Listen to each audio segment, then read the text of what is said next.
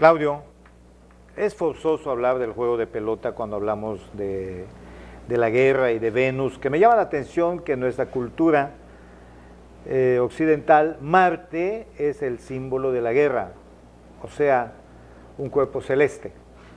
Y con los mayas, otro cuerpo celeste, mucho más vistoso que Marte, en su brillo, más no en su color, porque Venus es blanco azuloso y Marte es rojizo. Y quizá por eso también se identifica, no estoy muy adentrado en estas cuestiones, de por qué Marte y con los mayas Venus. Pero desde luego que Venus es una estrella que hasta hoy, un planeta, que hasta hoy nos deslumbra por su brillantez, especialmente cuando se alinea, como últimamente lo pudimos ver en el cielo, con Júpiter y con la Luna, sobre todo cuando la Luna está en cuarto creciente o cuarto menguante. Un verdadero espectáculo, privilegio, pues yo creo que de muchos lugares, pero en esta tierra se ve hermosísimo. Pero hablar del juego de pelota está relacionado también con el tema de la guerra. Ciertamente. Primero quisiera hacer una pequeña connotación de lo que acabas de decir, de diferenciar entre Marte y Venus, porque es muy interesante. Los romanos tenían el dios de la guerra en Marte. Marte es un planeta que sigue una órbita aberrante. Esto quiere decir que de pronto, para nuestra perspectiva terrestre, mete reversa. O sea, si nosotros tenemos que la eclíptica va, digamos, en este sentido, ¿verdad?, del este al oeste, de pronto Marte viene así y luego mete reversa y luego vuelve a seguir.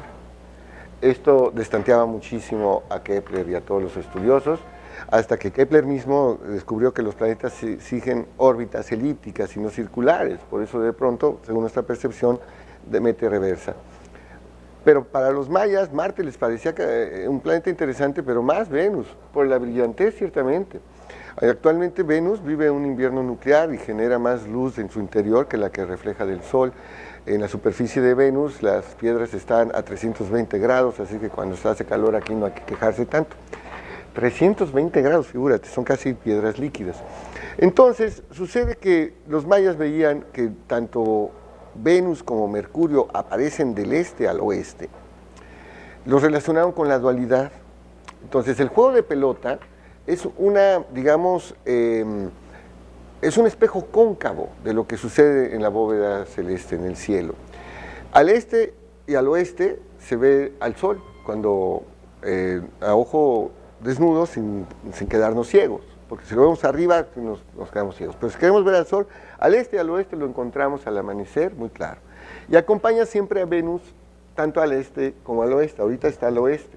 Se ve en la mañana y se ve en la tarde. Es un ciclo de 584 días que se divide de esta manera. 240 días se ve al este, después desaparece durante 14 días, y después se ve 236 al oeste y desaparece durante 90 para regresar del otro lado, cerrando un ciclo de 584 días. Ahora, la pelota, del juego de la pelota, representa al planeta Venus que está yendo de un lado al otro, del este al oeste. Entonces, el juego de pelota se desarrolla en el Xibalbá, en la mitología del Popol Vuh, y también se desarrollaba de noche entre los mayas. Los mayas deformaban el cráneo en forma cónica para reproducir la mazorca del maíz, y cuando cortas tú una mazorca de maíz estás decapitando. Es lo mismo que sucede con la cabeza, y es por eso que los ancestros se jugaban la vida en el ritual del juego de la pelota para después ser decapitados. Ahora, ya vimos aquí en la imagen de pájaro jaguar que tomó a cráneo enjollado.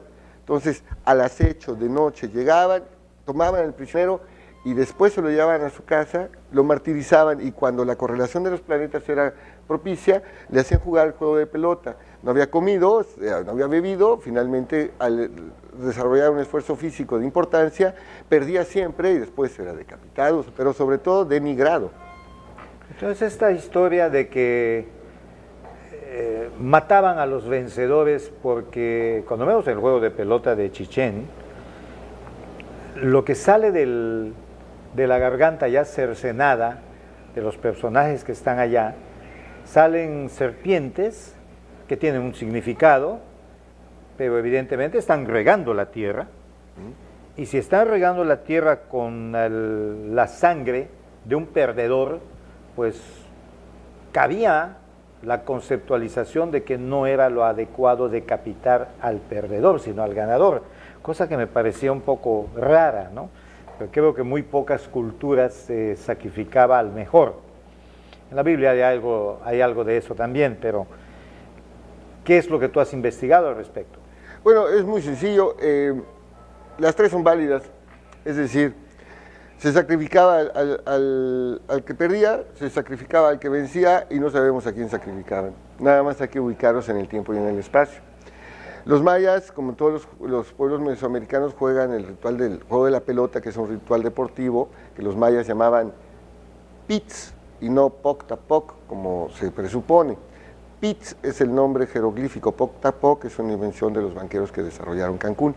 Entonces, en ese sentido, el juego de pelota del periodo formativo hasta el clásico, sacrificaban siempre al que perdía. Y después, en Chichén Itzá, no tenemos escritura jeroglífica, no podemos saber quién era sacrificado ahí.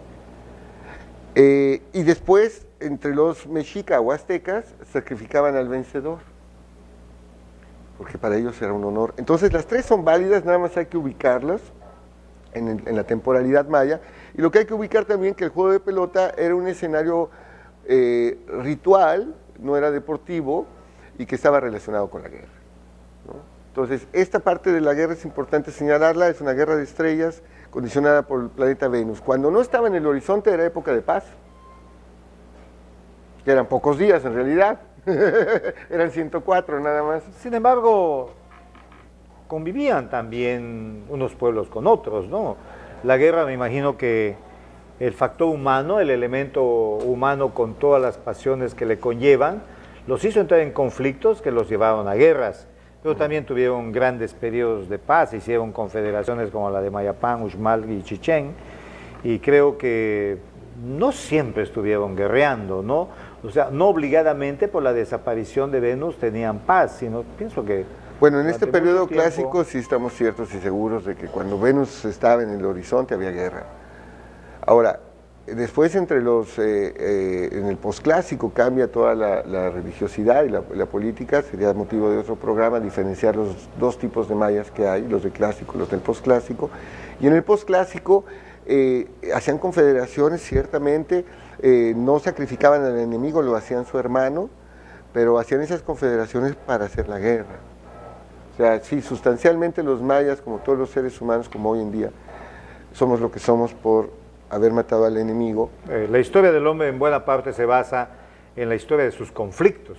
Y de sus fiestas. Sí. Y de sus grandes reventones. A mí me gustaría, antes de que se nos vaya el tiempo del programa, poder presentar esta imagen maravillosa Adelante, Claudio. de un vaso cilíndrico. Estos son vasos que después se fotografían lentamente y sale plana la imagen, pero es sensacional lo que les voy a presentar. Hay muchos mitos de los mayas y a mí de pronto cuando me dan ganas de desmitificarlos me meto en conflictos, ¿no? Porque son mitos realmente ancestrales. Uno de ellos es que los mayas, por ejemplo, tenían una vida muy sana, muy sobria, etcétera. Se ponían unas guarapetas tremendas. Y aquí vamos a presentar esta imagen, si me permiten. No sé si tenemos tiempo todavía. Sí. Corte, sí, vamos bien. Bueno, vamos entonces rápidamente a presentar esta súper imagen de un vaso ceremonial del Petén en Guatemala. Observamos a unos personajes de pie y otros sentados. Observamos que hay textos jeroglíficos que están pintados en rojo y otros en amarillo. El color en la escritura también tiene un sentido sagrado. Cuando es rojo es un sentido ritual y están imbuidos de chulel, que es esta energía vital de la cual también estaban bañadas las pirámides. En la parte central encontramos un personaje que tiene un pie muy curioso, pareciera que está como saltando o como que tiene un defecto, pero en realidad está danzando. Está acompañado de una mujer, de una meretriz, que la está jalando, y de este lado hay un grupo de servidores, no quisiera decir sirvientes, porque entre ellos hay nobles también, pero que están arreglando la fiesta que se está desarrollando del otro lado. En este otro lado encontramos aquí un personaje joven, que se está levantando, de hecho la vasija se llama el borracho en función de él, y al lado está otra mujer con una vasija. Esta vasija tiene un jeroglífico al centro que se lee chi, que quiere decir bebida alcohólica, que se hacía a base de cacao y maíz. Las mujeres están abajo, decía, y los hombres están de pie. Ahora, vamos a darle lectura a algunos fragmentos de este texto jeroglífico. Originalmente fue traducido por Martin Brennan y, bueno, me permito hacer unas correcciones a su trabajo, ¿verdad? Con todo el respeto de este gran epigrafista, y complementar unos jeroglíficos que él no descifró. Entonces, en la parte de arriba tenemos una línea, ¿sí? La banda primaria estándar se llama así, que esta banda siempre nos representa para qué servía el vaso y de quién era. Entonces, este vaso, por ejemplo, iniciando los jeroglíficos de aquí hasta acá, se lee Yushab, Taon, Kakawa, Tachi. Y esto se traduce, este es su vaso, o es el vaso de él, para beber cacao del árbol fresco, porque se hacía cacao, la bebida de cacao chi con el cacao fresco, para que fermentara después con maíz. Muy bien, ya sabemos que es un vaso ceremonial que servía para tomar cacao, bebida chi, cacao fresco con maíz. Y aquí al centro vemos al personaje que rige la imagen, el diseño, y está viendo al otro con los ojos, tiene una comunicación visual, pero con su mano derecha le está presentando un jeroglífico que se lee chi, que quiere decir también, como decíamos, bebida alcohólica. Entonces, tanto el jeroglífico de la mano como el del vaso significan lo mismo. Muy bien, el de la olla, perdón. Ahora, ya sabemos que hay dos personajes principales. Aquí están sus nombres y aquí está lo que está sucediendo. Esto se lee Gila Utsi, Aj, Kawak, Aj, Latz, Kelem. Y esto se traduce, él vio a su hermano, el 19, el de las 4 generaciones, el noble, pero noble inmaduro, Kelem, el chavito, pues, el hermano menor, el hermanito. Entonces, hay 2 nombres. Sabemos que él se llama Akawak, que quiere decir el 19, y él se llama el de las generaciones. ¿Okay? Entonces, él lo está viendo, dice. ¿A quién? Él ve a él. Entonces, él es Akawak y que ve a Alatz. ¿Qué le pasa a Alatz? Para empezar, tiene dificultades para ponerse en pie, y luego aquí abajo hay una mujer que le está ofreciendo un cigarro. Este jeroglífico es el jeroglífico del árbol del cacao. Y después, los demás jeroglíficos se leen. Kakawa chi, chaom, pom, kayan, popkak. Y esto se traduce del árbol de, bueno, vamos a hacer primero así telegráficamente, ¿no? Y después hacemos la paráfrasis. Árbol de cacao, bebida de cacao alcohólica, incienso que esparce por el templo, cantó y se fue por el camino del fuego, del humo, o del humeante, cac, el camino humeante. Y esto se traduce, ya dándole la paráfrasis, ¿no? Del árbol de cacao se elabora la bebida chi que bebe el chaón, que era un noble, que esparcía incienso en los templos, y después se puso a cantar cuando fumó y se fue por el camino camino humeante. Estimados televidentes, yo no quisiera interrumpir, se nos ha ido ya el media hora del programa. Les agradecemos muchísimo su atención. Vean, dense ustedes cuenta que lo que sucede hoy sucede desde hace mucho tiempo. Las inclinaciones, pero hacia las bebidas y hacia el cigarro, pero los mayas creo que lo hacían desde un punto de vista ritual. No hay que inventar cosas para que se hagan cosas que parezcan malas, aunque sean buenas.